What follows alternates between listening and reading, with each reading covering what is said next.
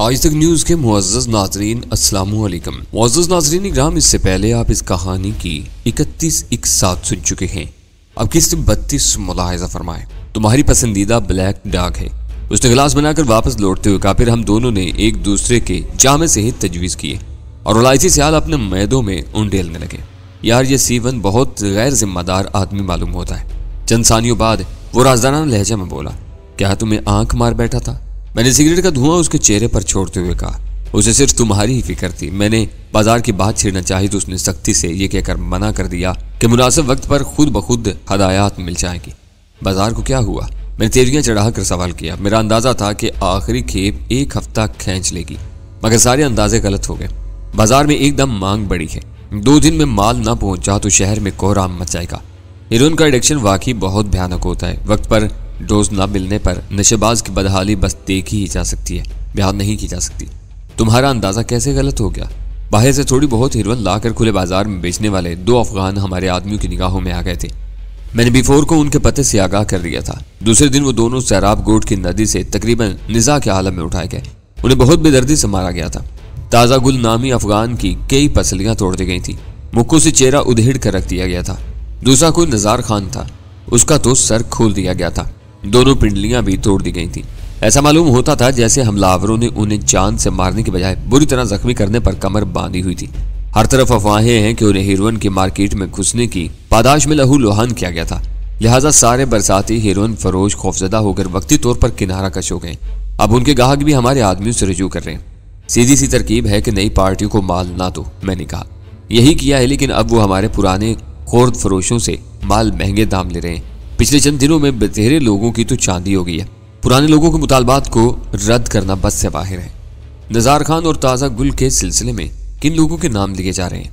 Police तो उसे अफगान मंशियात फरोशों की बाहिमी चपकलिश समझ रही है, लेकिन जेर जमीन धंधों से ताल्लुक रखने वाले बाखबर हलकों में नादर का नाम हवा बना हुआ है, क्योंकि तारक बेचारे के कत्ल के बाद वही बाजार में पेश है। वो तनहा तो नहीं है। 150 भी हों तो क्या फर्क पड़ता है, वही सबसे सीनियर है, इसलिए उसका नाम लिया जा रहा है। अगर उस मामूली सी तादीबी कार्रवाई ने तुम्हारे तखमीनों को उलट कर रख दिया है तो उसका मतलब है कि शहर में हेरोइन की हकीकी खपत बहुत बढ़ चुकी है। हम इस बाजार के सबसे बड़े हिस्सेदार जरूर हैं, लेकिन छोटे मोटे आदमी भी खासा काम कर रहे हैं। मैंने अपने गिलास से आखिरी घूंट लेते हुए कहा, एक बात पूछूं? उसने बराह रास्त मेरी आंखों में देखते हुए संजीदगी के साथ सवाल किया। 2 पूछना, लेकिन पहले गिलास लबरेज कर दो। मैंने गिलास का पैंदा मेज की चौबी सतह पर मारते हुए कहा। वो उठा और बोतल के साथ ही आइस ट्रे भी साथ ले आया। मुझे मालूम है कि अब तुम पूरी बोतल चूस कर ही उठोगे। वो मेरे मुकाबले बैठते हुए हंस कर बोला, गैर हाजिरी का हिसाब भी तो बराबर करना है। कभी तुमने मौजूदा हालात पर गौर करने की कोशिश की है? चंद सानियों के सुकूत के बाद उसने बात छेड़ी। कुछ दिन पहले भी हम यही मौजू ज़ेरे बहस ला चुके हैं। मैंने अबरों पर बल डाल कर कहा। कौन सा मौजू? उसने हैरत से पूछा। यही कि हम खुली जद पर हैं। बिफोर समेत हर एक पर्दे में है। ऊंच नीच होगी तो बेमौत मारे जाएंगे। तारीख का अंजाम सामने है। एक तरफ कानून और दूसरी तरफ नादीदा सरबरा हम पर मुसल्लत हैं। वो बेईमान था, शायद अपने गिलास में पहले ही ज्यादा डाल कर लाया था, क्योंकि आखिरी घूंट लेने के बाद उसकी आवाज में सरूर की लहर ओद कर आई थी। ये तो खुद गर्जी की बातें हैं। कभी इखलाकी पहलू पर भी गौर किया तुमने? हैं? मैंने हैर से आंखें निकाल कर बेसाख्ता कहा, इखलाक का दौरा कैसे पड़ गया तुम पर? चरस तक तो बात ठीक थी, मिल गई तो नशा कर लिया, ना मिली तो भी चरसी कमा खाते थे। लेकिन हिरवन तो तबाही का जहर फैला रही है। मैं अपनी आंखों से 2 केस दे चुका हूँ। ये बदबख्त नशा वक्त पर न मिले तो इंसान जानवर की सतह से भी नीचे गिर जाता है। मैंने उन लोगों को अपनी आंखों से सिसकते बिलकते और गिड़गिड़ाते देखा है। उसकी आवाज में दर्द सिमट आया था। जहांगीर की बात मेरी समझ में आ रही थी। जहांगीर हर हाल में अब तंजीम से अलहदा होना चाहता था और वो ये चाहता था कि इस धंधे से ही हम मुंह मोड़ लें, लेकिन मैं उसे खुलकर अभी नहीं बता सकता था कि मेरा इरादा क्या है। मैं जहांगीर के घर से सरूर के आलम में रवाना हुआ था और ड्राइविंग से लुत्फानंदोज होने के लिए कार एक निस्बतन तवील लेकिन गैर मारूफ रास्ते पर डाल दी थी कि चंद ही मिनट बाद अकब से एक बर्क रफ्तार मोटरसाइकिल को राती हुई नमूदार हुई और आनन फानन में मेरी कार के बराबर आ गई। लहजा भर के लिए मोटरसाइकिल की रफ्तार धीमी हुई और वो मेरी कार के पहलू ब पहलू तोड़ती रही। मेरी छठी हिस्स ने खतरे का सिग्नल दिया, लेकिन उसी लम्हे मोटरसाइकिल से किसी बेआवाज हथियार से फायर किया गया। शायद मैं गैर शौरी तौर पर कार की रफ्तार बढ़ा चुका था, लिहाजा गोली मुझे निशाना बनाने के बजाय अकबी खिड़की का शीशा तोड़ती हुई कार के किसी अंदरूनी हिस्से में आ घुसी और मेरा हाथ स्टीयरिंग पर बह गया। अगर मैं फौरन ही ब्रेक ना लगाता तो मेरी कार फुटपाथ पर किसी दरख्त या बिजली के खंभे से जा टकराई होती। उसी असना में मोटरसाइकिल सवार तमाम रोशनियां गुल करके इंतहाई तेज रफ्तारी के साथ आगे बढ़ता चला गया। मुझे इतने भी मोहलत न मिल सकी कि उसके हिवले का ही जायजा ले सकता। अपनी तमाम रोशनियां गुल करके उसने नंबर देख लिए जाने का इम्कान भी खत्म कर दिया था। रही मेरी कार के हेडलैम्प की रोशनी तो वो स्टीयरिंग पर हाथ बहकने के बायस पहले इस सड़क की बजाय फुटपाथ पर पड़ रही थी। उसने रुककर अपने फायर का नतीजा देखने की हमाकत नहीं की थी। इंजन की आवाज ही से मैंने अंदाजा लगा लिया था कि मोटरसाइकिल का इंजन बहुत ताकतवर था और मेरे लिए संभल कर उसके ताकुब में रवाना होना बेसूद था। मैंने अपनी कार सड़क के किनारे लगा ली और इंजन बंद किए बगैर सिगरेट सुलगाकर उस नामालूम हमला आवर के बारे में सोचने लगा। जिस अंदाज में गोली चलाई गई थी उससे साफ जाहिर था कि वो कोई इत्तेफाक या गलत फहमी नहीं थी, बल्कि एक सोचा समझा कातलाना हमला था। सीवन या कासम मेरी तलाश में जहांगीर से रुजू कर चुका था। शायद उसे मेरे और जहांगीर के गहरे मरासिम का भी इल्म था, लिहाजा उसने अपने किसी गुर्गे को वाज़े हदायत के साथ जहांगीर के घर की निगरानी पर मामूर कर दिया था। वो शख्स हदायत की रोशनी में मेरी कार पहचानने के बाद इत्मीनान से मेरी वापसी का मुंतजिर रहा, फिर चलती मोटरसाइकिल से मुझ पर एक बेआवाज फायर करके फरार हो गया। वो तो मेरे सितारे ही अच्छे थे कि कार की रफ्तार में अचानक इजाफे के बायस उसकी चलाई हुई गोली मेरी खोपड़ी के बजाय अकबी खिड़की के शीशे के टुकड़े उड़ा सकी थी। सिगरेट के चंद गहरे कश लेकर मैंने कार आगे बढ़ा दी। उस वक्त शहर में कासम के सिवा कोई मेरा ऐसा दुश्मन नहीं था जो मेरे लहू का प्यासा होता। उसके जुनून के वाज़े असबाब मौजूद थे। सबसे बड़ी बात यह थी कि पहले मैं उसका महकूम था, फिर A2 की अनायत से हाकिम बना दिया गया। दूसरा सबब रक्षी की जात थी। वो कासिम की दोस्त और A2 की एजेंट थी।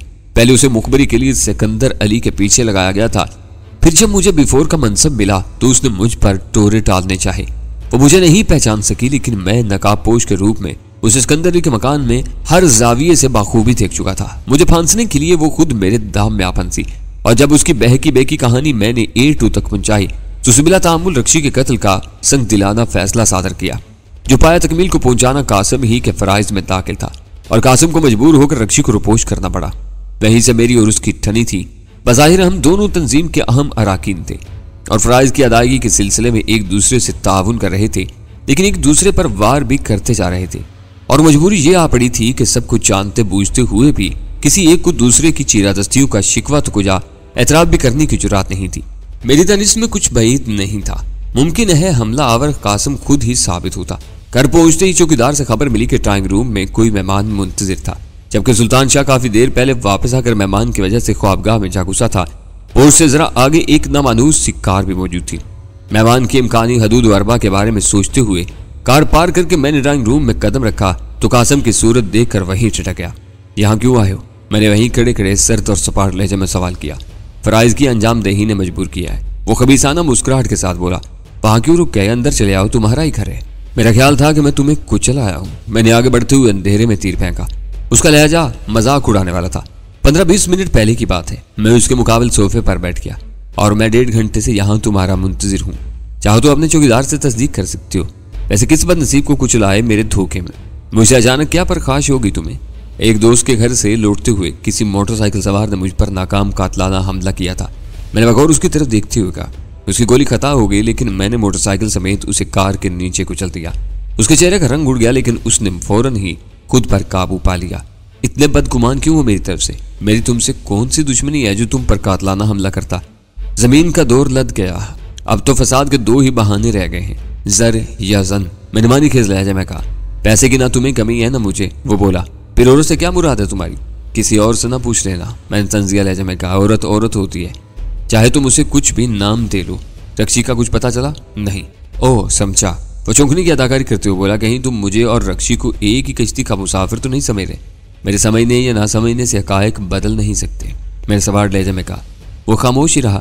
वो हमलावर कौन हो सकता है? चंद की तवक्कुफ के बाद उसने सवाल किया, होगा कोई, उसे जहन्नुम में डालो। मैंने उसके तजस्सुस को नजरअंदाज करते हुए कहा, यह बताओ कि किस फर्ज की अंजामदही ने तुम्हें यहाँ आने पर मजबूर किया है? तुम 2 रोज से कहाँ थे? सवाल नहीं। मैंने सख्त और खुरदरे लहजे में कहा, मुझे जवाब चाहिए। मैं तुमसे नीचे जरूर हूँ, लेकिन सलामती की मामलात में खुद मुख्तार हूँ। कल रात A2 को भी तुम्हारी तलाश थी, उसे मैं खुद जवाब दे लूंगा। मेरी रुपोशी का ताल्लुक भी सलामती के मामलात से था, जिसके बारे में मैं तुम्हें आगाह करना जरूरी नहीं समझता। बहरहाल अब तुम्हारी रातें अपने घर ही पर गुजरेंगी।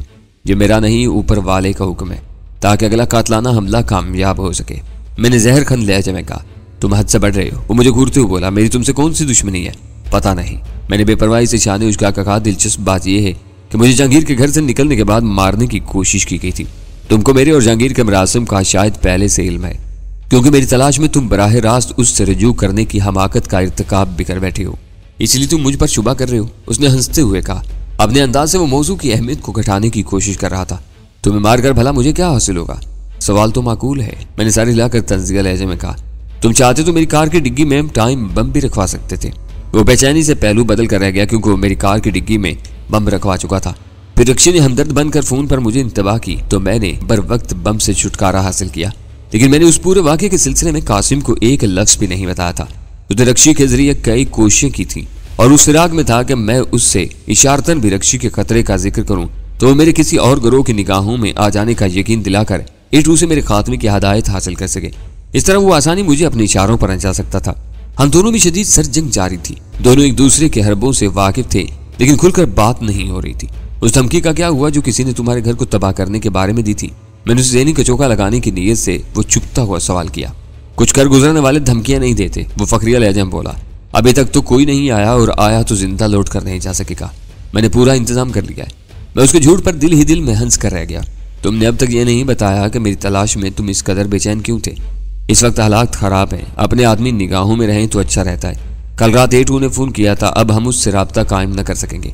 किसी मजबूरी की वजह से लाहौर का नंबर तर्क कर दिया गया है। जरूरत पड़ने पर वो खुद ही रजू करेगा, इसीलिए रातें घर पर गुजारने का मशवरा दे रहे थे। हाँ, वो चंद लम्हे की खामोशी के बाद बोला। अपनी दस्तवाज पर उचटती सी निगाह डाली, फिर बोला, एक बात मेरी समझ में नहीं आती कि तुम अपने ताक़ुब की किसी कोशिश को बर्दाश्त क्यों नहीं कर पाते?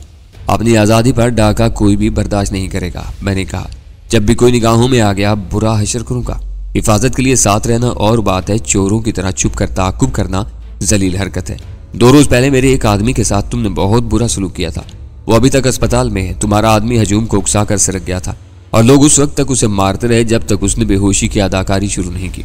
तुम हुक्म भी दोगे तो अब कम अज कम वो मेरा पीछा नहीं करेगा। एकदम फोन की घंटी बज उठी। कासिम की आंखों में चमक सी कूद गई थी। मैंने ड्राइंग रूम वाले ऑपरेटर्स का रिसीवर उठाकर हेलो कहा तो दूसरी तरफ की आवाज सुनकर मैं हल्क से गहरा सांस आजाद हो गया। कहाँ भागे फिर रहे हो तुम? मैंने तो कुओं में बांस टलवा दिए हैं तुम्हारे लिए। वो आवाज वाज़े तौर पर रक्षी की थी। क्या काम पड़ गया था? मैंने कनखियों से कासिम की तरफ देखा। वो मेरी तरफ मुतवज्जा था। तुमसे कुछ बातें करनी है, अभी कर डालो। मैंने धीमी आवाज में कहा ताकि कासिम मेरी पूरी बात न सुन सके। कहीं मिल लो ना, अभी या कल, किसी वक्त जब तुम्हें सहूलत हो। कल वक्त दे दूंगा, अपना नंबर बता दो। हाय, रिसीवर पर उसके गहरे सांस की आवाज उभरी। अपना तो नंबर ही नहीं है कोई, पब्लिक बूथ से फोन कर रही हूँ। साथी बना लो ताकि कम अज कम तुम्हारे ही नंबर को अपना कह सकूं। और तुम्हारा वो दोस्त कहाँ जाएगा? मैंने बराह रास्त कासिम की तरफ घूमकर धीमी आवाज में कहा। वो मेरी गुफ्तगू के बारे में बेहद मुतजस्सिस था, लेकिन मुझसे निगाहें चार करने के बजाय एक पेंटिंग की तरफ मुतवज्जा हो गया। मैं उसे उकता गई हूँ।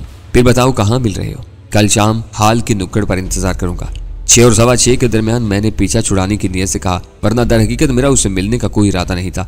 सिलसिला मुनक़ते हो गया और दुनिया के किसी भी खित्ते से ताल्लुक रखती हो मर्द पर जाल टालने के लिए वही पत्थर के दौर के पुराने हथियार आजमाती है जो खुद होने के बावजूद बहुत कम नाकाम होते हैं। मगर मैं तो उसके साए से भी दूर रहने का फैसला कर चुका था। बड़े खुश हो। किसका फोन था? कासिम ने बिला वजह ही बात छेड़ दी। एक गुलरंग और फयाज लड़की का फोन था। सरापाए दावत बनी हुई थी।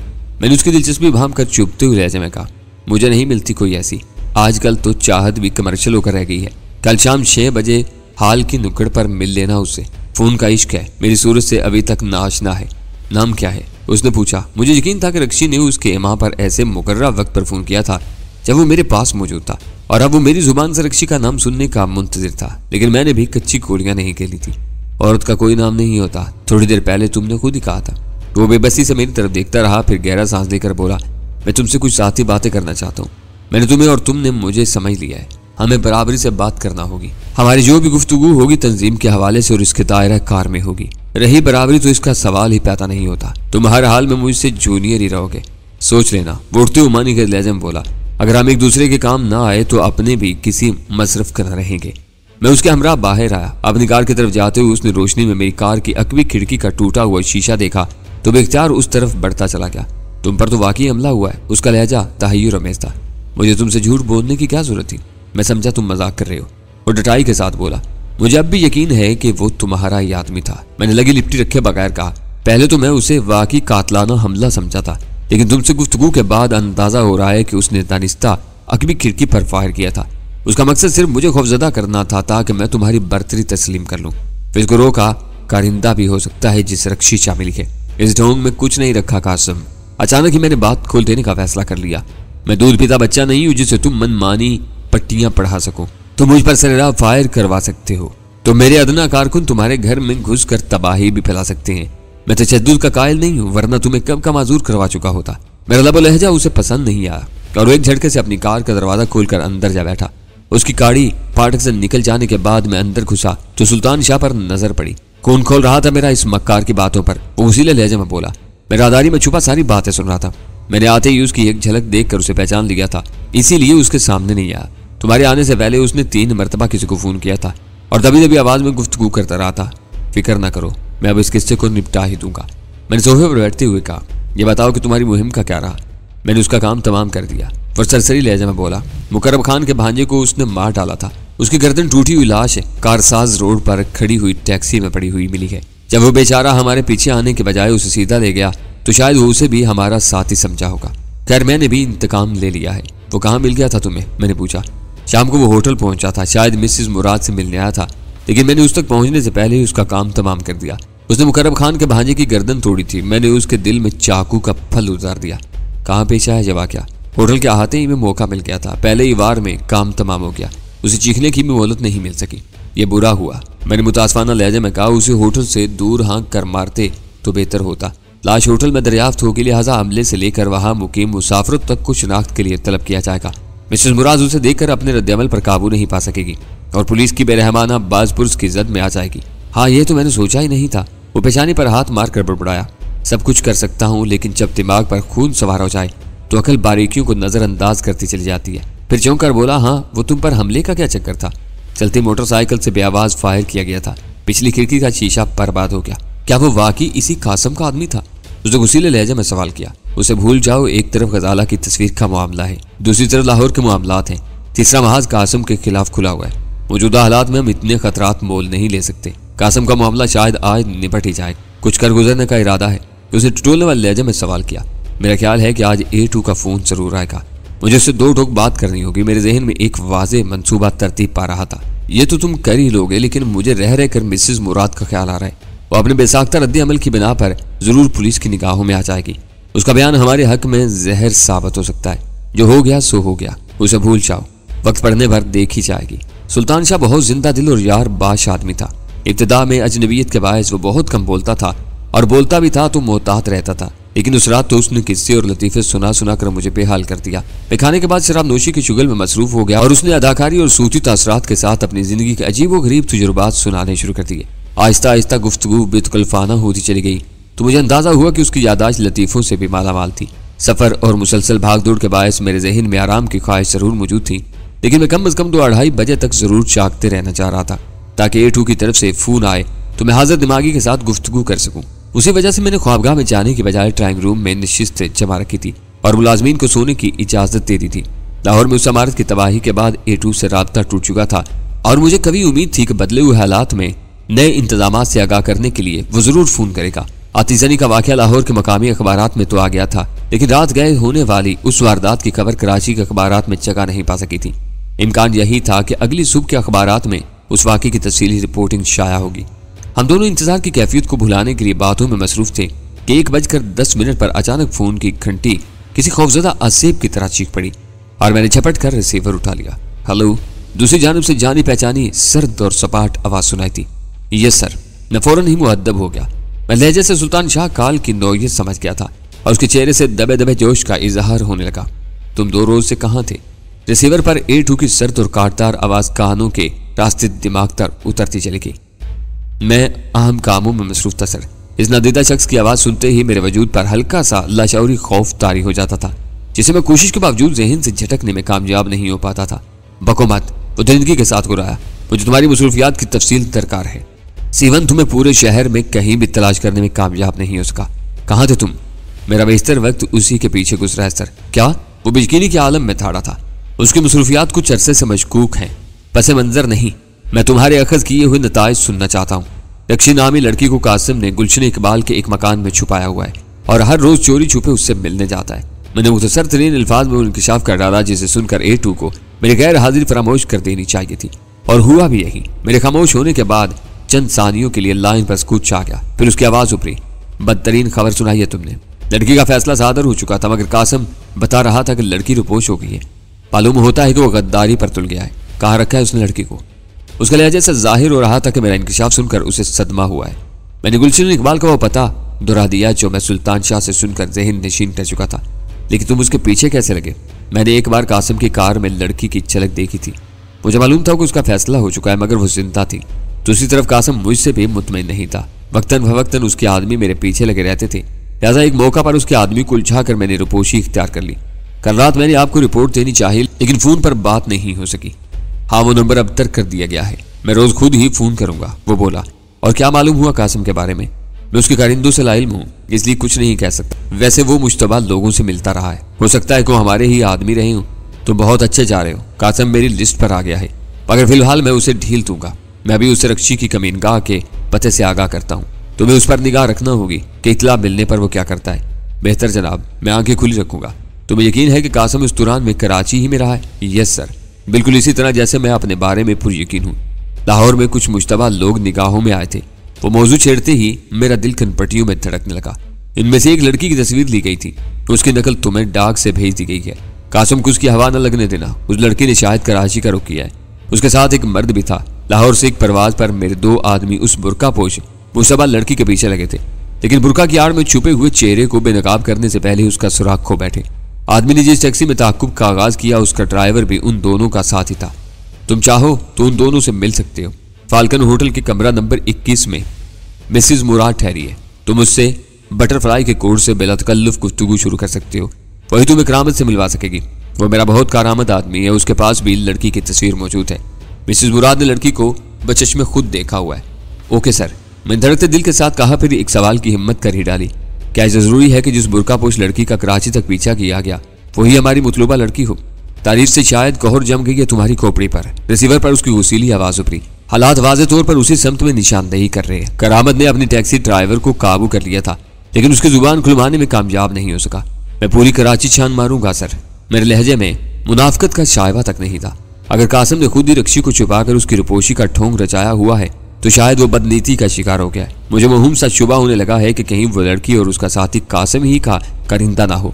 उसे भनक मिल गई कि मेरे आदमियों ने उनके कराची पहुंचने का सुराग लगा लिया है तो तलाश की मुहिम को कभी कामयाब नहीं होने देगा।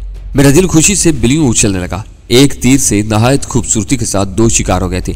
एक तरफ मेरी गैर हाजिरी की जवाबदेही का मसला हल हो गया था और दूसरी तरफ लाहौर के वाकयात के बारे में A2 के शकूक व शुबहात का रुख कासिम की तरफ मुंतकिल हो गया था। उस जोड़ तोड़ में सबसे अहम पहलू ये था कि गजाला की तस्वीर सिर्फ मेरे हवाले की जा रही थी। कासिम को इस मामले से बिल्कुल अलग कर दिया गया था, लेकिन मुझे हैरत थी कि सब कुछ सुन लेने के बावजूद A2 ने कासिम के खिलाफ कोई सजा तजवीज़ नहीं की थी। लाहौर के मामलात में खासी गड़बड़ हुई है। वो कह रहा था, अगर इन वाकयात की पुष्ट पर कासिम ही का हाथ कार फरमा है तो मैं देखना चाहूंगा कि उसके अज़ाइम क्या है, बाजार की सूरत हाल क्या है। मैंने जंगीर से सुने हुए हालात मंदोमंद दोहरा दिए। माल आज पहुंच चुका होगा या रात में किसी वक्त पहुंच जाएगा। तुम्हें इसमें दखल अंदाजी की जरूरत नहीं। ये शोबा फिलहाल कासिम ही की तहवील में रहने दो। बेहतर जनाब। सिलसिला मुनक़ता होने के बाद सिर्फ तुम्हारे पास 10 मिनट होंगे। इसके बाद मैं कासिम को फोन करूंगा। ये कहकर दूसरी तरफ से सिलसिला मुनक़ता कर दिया गया और मैंने उछलकर सुल्तान शाह को गले से लगा लिया। क्या हुआ, क्या हो गया? उसने बौखलाकर संभलते हुए सवाल किया। मैंने मुख्तसर अल्फाज में उसे A2 से होने वाली गुफ्तगू का खुलासा सुना दिया। देखा जाए तो एक ही किलाबाजी ने सारे मसाइल सुलझा दिए, वो बोला। बल्कि उनकी निगाहों में तुम्हारा मकाम बढ़ गया। तुम्हारे हाथों मरने वाले का नाम करामत था। मुझे उसे मिलने का मशवरा भी दिया गया है। इसका मतलब है कि नसीर खान झूठा था। A2 हर मामले में और हर जगह मौजूद है। हो सकता है कि A2 एशियन सिंडिकेट लिमिटेड के मामलात किसी तीसरे शख्स की मार्फत चला रहा हो। इस तरह वो खुद पसे पर्दा रहकर भी हर बात से बाखबर रह सकता है। मिसेज मुराद उसी दफ्तर में काम करती है। मैंने उसकी बात काट दी। तुम्हें याद नहीं कि नसीर खान के हवाले पर वो डर गई थी? नसीर खान लाताल्लुक मालूम होता है। मिसेज मुराद को वही तीसरा शख्स या उसका कोई गुर्गा ब्लैक मेल कर रहा होगा। वो बेचारा मुफ्त में मारा गया। वो मुंह बनाकर उदास लहजे में बोला। कौन? मैंने उसे अपने हमरा ख्वाबगाह की तरफ ले जाते हुए सवाल किया। मुकर्रम खान का भांजा। करामत तुम्हारे हाथों मरने से पहले A2 को पूरी रिपोर्ट दे चुका था। उसने अभी ड्राइवर के जेर हो जाने का जिक्र तो किया था, लेकिन यह नहीं बताया कि जुबान खुलवाने में नाकाम होकर करामत ने उसकी गर्दन तोड़ दी थी। फिर अब किधर जा रहे हो तुम? मुझे तैयार होते देखकर उसने सवाल किया। हुक्म की तामील। मैंने दाहिनी आंख दबाकर कहा। जब कासिम A2 की जुबानी रक्षी के खुफिया ठिकाने का पता सुनेगा तो उसकी हालत काबिल दीद होगी। तुम कहाँ जा रहे हो? मैं ही देख लेता हूँ उसे। उसे तुम ही देखोगे, मैंने जूते पहनते हुए कहा। तुम्हें उसके मकान के करीब उतार कर मैं गुलशन इकबाल चला जाऊंगा। पारक्षी को भी देखना पड़ेगा, ऐसा ना हो कि कासिम फोन ही पर उसे खतरे से आगाह कर दे। खूब, तो तुम कासिम के आने तक उसे वहां रोके रखोगे और मैं कासिम के ताक़ुब में तुमसे वहां आ मिलूंगा। अभी सब क्या साथ हैं, हो सकता है कि कासिम A2 से पता मिलते ही खौफजदा हो जाए और अपने हाथों अपनी दोस्त को हलाक करके उसकी खुशनुदी हासिल करने की कोशिश करे। वो मजीद बहस की फुर्ती के साथ तैयार होकर मेरे हमराह बाहर आ गया। इसी जख्मी कार में चलोगे? उसने अकबी खिड़की के टूटे हुए शीशे की तरफ इशारा करते हुए कहा। ये तुम्हारे ही पास छोड़ दूंगा, वरना इसका ताक़ुब नहीं कर सकोगे। रक्षी के मकान का महल्ले वकूफ समझा दो तो मैं टैक्सी से वहां पहुंचाऊंगा। मैंने प्रोग्राम में तब्दीली करते हुए कहा। उसने ड्राइविंग सीट संभाल ली और मुझे रक्षी के मकान का पता समझाने लगा। घर से निकलने से कबल हम दोनों हथियार लेना नहीं भूले थे। रास्ते में सुल्तान शाह ने मुझे एक ऐसी जगह उतार दिया जहां से मुझे आसानी के साथ टैक्सी मिल सकती थी और खुद आगे बढ़ता चला गया। मैंने टैक्सी समेत गलियों में भटकने के बजाय राशिद मिनास रोड पर शादी हाल के करीब टैक्सी छोड़ दी और थोड़ी देर तक गलियों में भटकने के बाद मतलूबा पते पर पहुंचने में कामयाब हो गया। मतलूबा मकान 400 मुरब्बा गज की तामीरात के इलाके में वाक़ था। मैं सुल्तान शाह से सुन चुका था कि इस मोहल्ले के लोग अपनी आबादी में उस गैर आबाद मकान की तरफ से तशवीश में मुबतला रहते थे और कई बार कासिम से उस मकान को आबाद करने के मसले पर नाकाम गुफ्तगू भी कर चुके थे। लिहाजा रक्षी जैसी खूबरू लेकिन तनहा लड़की के आबाद होने से उनके शकूक में इजाफा होना लाजमी अमर था। उन हालात में अगर मैं खामोशी से मकान में दाखिल होने की कोशिश करता और अहले मोहल्ला में से किसी की निगाह पर जाती तो गैर जरूरी तौर पर एक हंगामा खड़ा हो सकता था। लिहाजा मैंने मकान में दाखिले के लिए बाकायदा तरीका इख्तियार करने का फैसला करते हुए इतलाई घंटी का बटन बजाने से पहले फाटक और जैली खिड़की पर दबाव डालकर आजमाया तो दोनों ही रास्ते अंदर से बंद थे। मैंने इतलाई घंटी बजाई और जवाब में किसी के नमूदार होने का इंतजार करने लगा। चंद सानियों तक इंतजार के बाद मैंने दोबारा पुश बटन पर उंगली रख दी। उस बार मैंने अंदर से घंटी की आवाज की बाज गश्त भी सुनना चाही लेकिन नाकाम रहा। मालूम होता था कि पुश बटन को बिजली की फराहमी मुनक़ते कर दी गई थी। आईनी फाटक बजाने का रद्द-ए-अमल हौसला अफजा रहा। थोड़े से वक्फे के बाद फाटक के पीछे पुख्ता फर्श पर आहट सुनाई दी। उसके साथ आवाज उभरी, कौन है? दरवाजा खोलो। रक्षी की आवाज पहचान कर मैंने भारी आवाज में कहा। जैली खिड़की खुली और गेट लैंप की रोशनी में गैर मुतवक्के तौर पर मुझे अपने रूबरू देखकर उसकी आंखें हैरत से फैलती चली गई। तो तुम यहाँ कैसे? उसके होठों से ससराती हुई आवाज निकली। आ ही गया हूं तो क्या अंदर भी नहीं बुलाओगी? मैंने पेशकदमी करते हुए मानिक लहजे में कहा और उसने समझ लिया कि मुझे बाहर रोकने की कोशिश बेसूद साबित होगी। उसने मेरे लिए रास्ता छोड़ दिया। मैंने अंदर दाखिल होकर फाटक बंद कर दिया। उसकी तरफ मुड़ा तो इमारत की तरफ मेरी रहनुमाई के बजाय दोनों हाथ कमर पर रखे वहीं खड़ी थी और तशवीश ज़दा निगाहों से मेरी तरफ देखे जा रही थी। क्यों घूर रही हो? मैंने तीखी मुस्कुराहट के साथ सवाल किया। मेरी बेबसी से लुत्फ अंदोज होने के तरीकों के बारे में तो नहीं सोच रही? उसके होठों पर फीका सा तबस्सुम तैर गया। बस इतना बता दो कि तुम यहाँ तक कैसे पहुंचे? टैक्सी से। ये कहकर मैंने मुसालिहाना अंदाज में उसी का हाथ थाम लिया। आओ अंदर बैठकर सुकून से गुफ्तगू करेंगे, तुम्हें फिक्रमंद होने की जरूरत नहीं। उसने कोई मुजाहमत नहीं की, बस खामोशी से मेरे साथ चलती। मुझे ड्राइंग रूम में बिठाकर वो चंद सानियों के लिए अंदर गई और वापस लौटी तो उसके हाथ में वेंटी बैग मौजूद था। उसमें दूर ही से खासा उबाहर नजर आ रहा था। रक्षी के चेहरे पर सुकून के आसार से मुझे यह अंदाजा लगाने में कोई दिक्कत पेश नहीं आई कि उस बैग में भरा हुआ रिवाल्वर मौजूद था। लेकिन मैं खामोश ही रहा। वो मेरे सामने बैठ गई। उस वक्त मेरे दिल में रक्षी के बारे में अजीब से जज्बात मौजूद थे। उससे मेरे मुरासिम की नोयत मिली जुली सी थी। उसने दोस्ती की आड़ में मेरे सर पर मुसल्लत होने की कोशिश की थी लेकिन मैं उससे दामन बचाता रहा था। फिर जब उसने नशे की हालत में मेरे सामने बहुत से एतराफात किए तो सूरत-ए-हाल एकदम बदल गई। A2 ने मुझे रक्षी के एतराफात सुनने के बाद उसकी हलाकत का हुक्म जारी कर दिया लेकिन कासिम ने रक्षी से अपनी दोस्ती निभाने के लिए उसे रपोश कर दिया। उस दौरान में मेरी कार में टाइम बम रखवाने के साथ ही रक्षी ने फोन पर मुझे धमकियां भी दी थी। उस एतबार से दोस्ती के बजाय हमारे दरमियान संगीन किस्म की दुश्मनी की दीवार हायल हो गई थी। कुछ नहीं कहा जा सकता था कि A2 से गुलशन इकबाल के उस मकान का पता सुनने के बाद कासिम क्या कदम उठाता। अगर वो इस मकान में आकर रक्षी को ठिकाने लगाता तो ये नाअहली के एतराफ के मुतरादिफ होता। वो कराची में रहते हुए रक्षी के ठिकाने सलाहिल जाहिर करता रहा और A2 का लाहौर से दिया हुआ पता दुरुस्त साबित हो जाता। दूसरा रास्ता यह था कि कासिम रक्षी समेत गायब होने की कोशिश करता लेकिन उसकी ऐसी कोई भी कोशिश खुदकुशी के मुतरादिफ होती। A2 बागियों के खिलाफ किसी रायत का कायल नहीं था। वो इन दोनों के खात्मे के लिए अपने सारे वसाइल दाव पर लगा सकता था। उन हालात में कासिम के लिए एक ही रास्ता काबिले अमल रह जाता था कि वो रक्षी को गुलशन इकबाल के इसी मकान से फौरी तौर पर हटाकर A2 को इतला दे दे कि उसके दिए हुए पते पर रक्षी नहीं मिल सकी। कासिम की ऐसी ही किसी हरकत का सद्जवाब करने के लिए A2 ने मुझे उस पर निगाह रखने का हुक्म दिया था। उन पेचीदा हालात में रक्षी का मुस्तकबिल बहुत गैर यकीनी नजर आ रहा था। उसके ठिकाने की इतला मैंने खुद A2 को दी थी ताकि मैंने लापता होने का जवाब पेश कर सकूं, मगर हकीकत ये थी कि रक्षी को उस घर में मौजूद पाकर मेरे दिल के किसी गोशे में बेनाम सी खलिश जन्म ले चुकी थी। मेरे सवाल का जवाब नहीं दिया तुमने। चंद सानियों के असाब शिकन सुकून के बाद रक्षी ने बराह रास्त मेरी आंखों में देखते हुए सवाल किया। वेंटी बैग पर काबिज होने के बाद वो हैरत और खौफ की इब्तदाई लहर पर काबू पा चुकी थी। तुम एक लम्हे के लिए भी मेरी निगाहों से ओझल नहीं हो सकी थी। मैंने सिगरेट सुलगाते हुए कहा, तुम्हारे इस ठिकाने का मुझे पहले ही इल्म हो गया था। अब फुर्सत मिली तो चलाया, आने का सबब भी बता डालो। उसने वेंटी बैग की जिप खोल ली थी और दाहिना हाथ उसमें रखे हुए रिवाल्वर पर था। वो समझ रही थी कि मैं उससे बाखबर था। मैंने भी उसे कुछ जताने की कोशिश नहीं की। दोस्ती की तजदीद समझ लो, मैंने मुस्कुरा कर कहा। तुम दुश्मनी करके अभी तक मेरा कुछ नहीं बिगाड़ सकी, तो मैंने सोचा कि मैं खुद ही तुम्हें एक मौका फराहम करूं। लगे हाथों ये भी मालूम हो जाएगा कि मुझे खौफजदा करके तुमने क्या मकसद हासिल करना चाहा था। तुम इस शहर में हीरोइन की तिजारत के सबसे बड़े हिस्सेदार हो। चंद लम्हों तक सोचने के बाद उसने तायद तलब लहजे में कहा, मगर मैं खामोश रहा। वो बात जारी रखते हुए बोली, तुम देख चुके हो कि जो लोग मेरे साथ हैं वो तुम्हें किसी भी वक्त और कहीं भी खत्म करने की सलाहियत रखते हैं। हमें तुम्हारी आमदनी में अपना हिस्सा चाहिए। खूब, मैं तंजिया लहजे में बोला।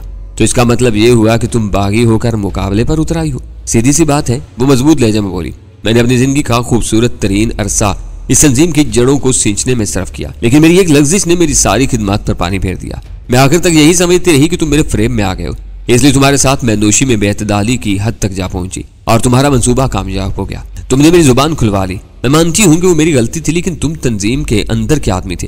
हाँ, अगर मैंने बाहर के किसी आदमी पर कोई राज फाश किया होता तो वाकई बदतरीन सजा की मुस्तहिक होती। मेरे बारे में बहुत सफाकाना फैसला किया गया। तुम किसी से ये तवक्को नहीं कर सकते कि वो आंखें बंद करके जमीन पर लेट जाए और जिसका जी चाहे उसे बेरहमी के साथ ज़िबा कर डाले।